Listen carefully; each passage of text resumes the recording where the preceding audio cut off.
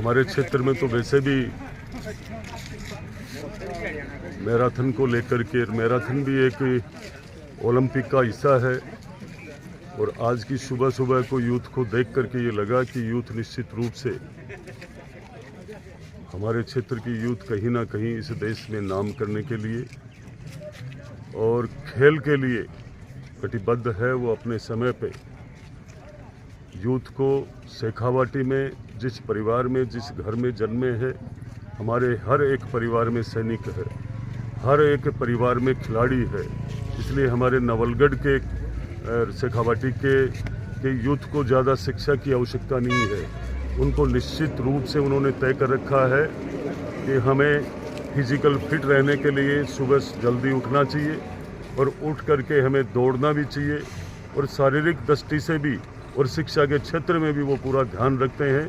और इनको निश्चित रूप से ये भी पता है कि हमारी जो आज सरकार ने जो बजट दिया है, युवाओं को जो ध्यान रखा है, और युवाओं का ध्यान रखते रखते बजट में हमारे वित्त मंत्री और मुख्यमंत्री जी ने ये ध्यान रखा है कि पूरे प्रदेश में जिले लेवल पर जैसा खेल जिस क्षेत्र में होना चाहिए उस खेल के अनुसार एकेडमी होगी और जिला स्तर पे भी, ब्लॉक लेवल पर भी खेल होंगे। और जो युवाओं के लिए, खिलाड़ियों के लिए, स्पोर्ट्स के लिए जो कोटा है, जो फंड है 475 करोड़ का, उसको निश्चित रूप से धीरे धीरे बढ़ा करके ये डबल कर देंगे। युवाओं का खूब बड़ा ध्यान रखा है और पूरे प्रदेश लेवल पर आपने देखा होगा स्पोर्ट्स यूनिवर्सिटी के लिए भी, स्पोर्ट्स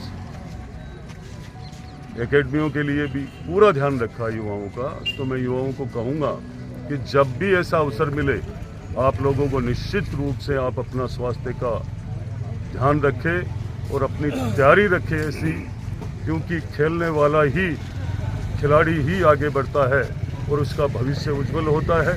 और मैं इन नौजवानों को साथ में यही कहूँगा कि आपके भविष्य की उज्जवल शुभकामना देता हूँ।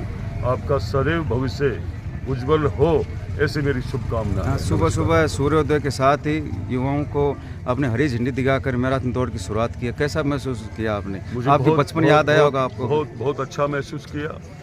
बचपन सबका ही याद आता है, हम सब ने ही तैयारी की है।